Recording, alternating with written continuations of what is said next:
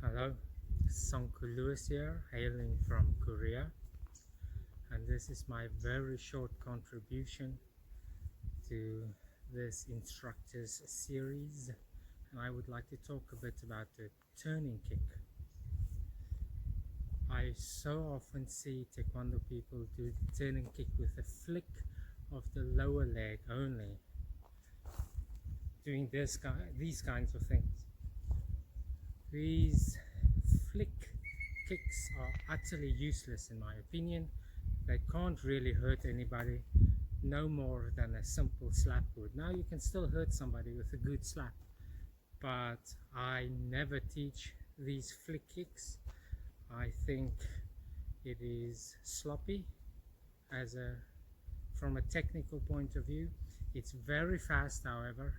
So if you are competing in tournaments where point sparring is the thing, and these days with the WT tournaments where there's this electronic guard that you have to touch merely, in that sense, in that context, the flick kick is good, but otherwise I don't recommend this type of turning kick at all.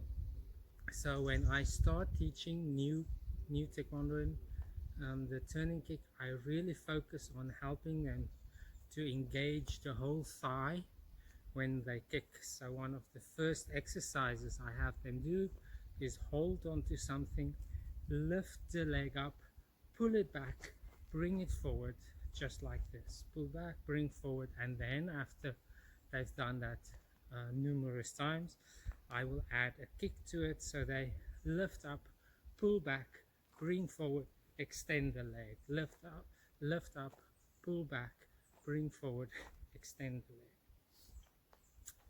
Then I help them to start to engage the hip. So I'll do it from the side so you can see it better. I have to bring the leg back and then the knee forward. So the knee moves in an arc, very similar to an ITF punch. Bring the knee back and then forward and then flick. So bring back, knee forward, flick, and adding the rotation of the foot to accentuate the hip rotation. So basically the very long, cumbersome way to do this is like this. So knee goes back, knee comes forward, rotate the foot and flick like that.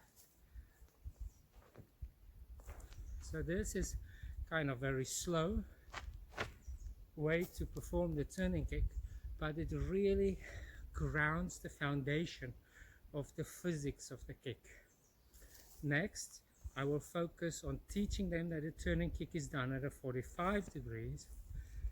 So the very traditional turning kick has your opponent not in front of you, but side front, and that's where you kick.